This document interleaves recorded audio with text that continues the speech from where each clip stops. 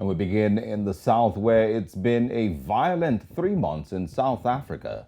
According to the country's police minister, more than 850 women and 243 children have been killed in South Africa between April 1st and June 30th this year. The statistics emerged from the police quarterly crime statistics for the first quarter of the 2022-2023 financial year. They have been, of course, released by the country's police minister, Becky Cele. Quite a sad one. Well, according to these statistics, South Africa's murder rate increased by 11.5% in the first quarter of 2022 compared with the same period last year. South Africa has been battling a crisis of gender-based violence and has seen several horrendous crimes against women in recent months. Well, hopefully to shed more light on these stats this morning, we're looking forward to be joined by Dr. Lisa Vetten, who is a researcher at the University of Johannesburg looking at gender-based violence and urban transformation. If you can hear us, Dr. Lisa, hoping that you are there.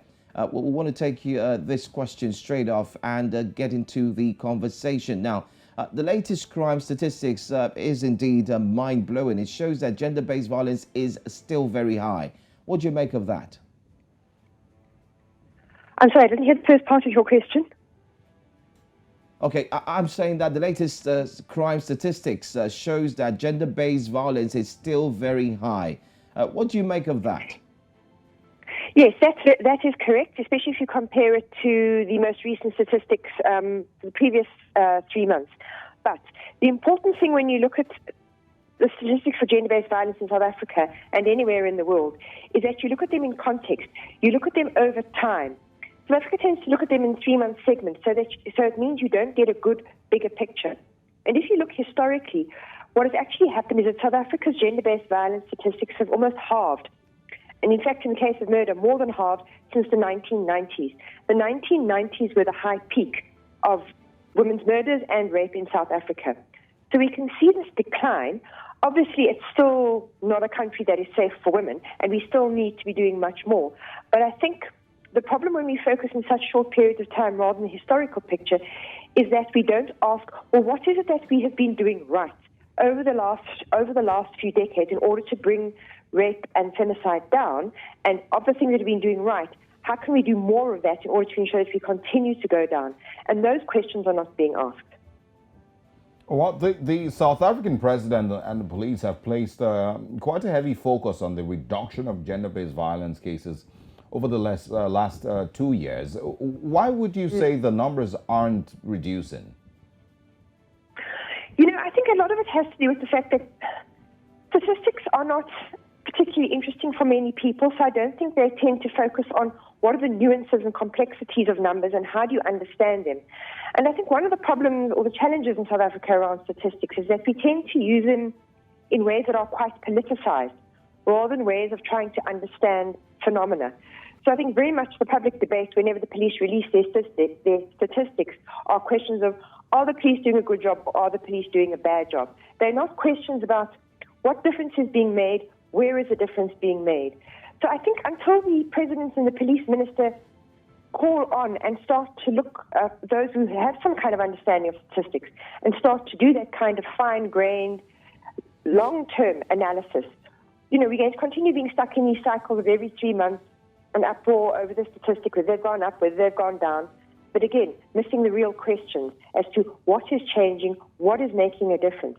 And I think what is even more important, our focus on the crime statistics means that we don't look at what's happening in the courts. And that's very disturbing. Because an analysis of convictions for rape in South Africa over the last 10 years shows that most recently they have declined. They were half what they were 8 years ago.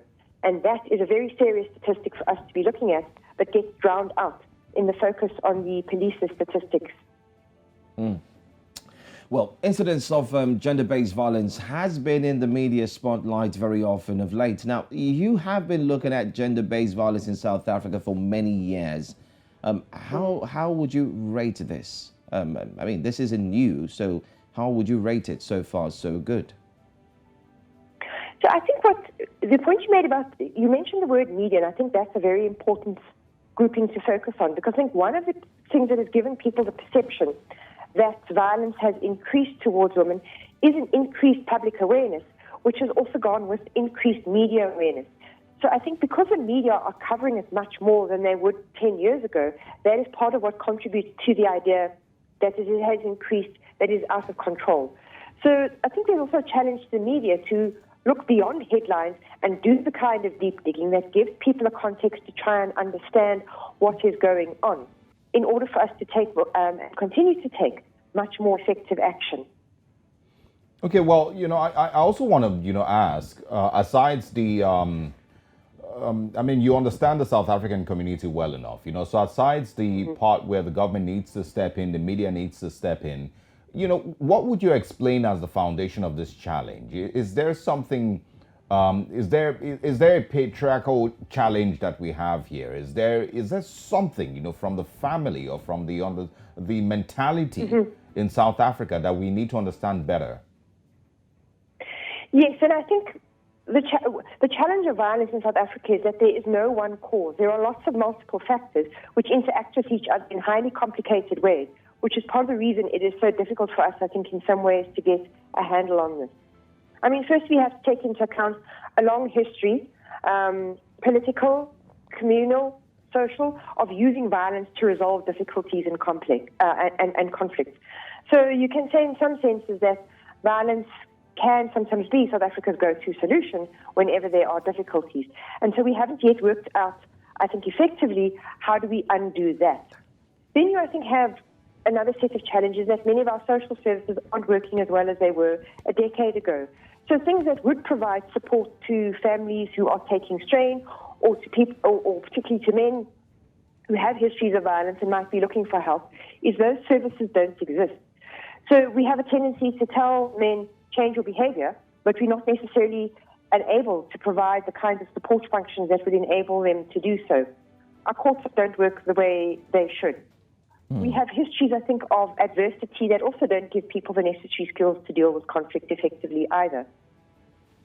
Well, sometimes I want to ask if maybe the penalties are not stiff enough to actually stem this growing, I'll call it a pandemic as well, because it's quite sad where you see stories come on media, especially in the news, killings, not just killings, even the burning and so on.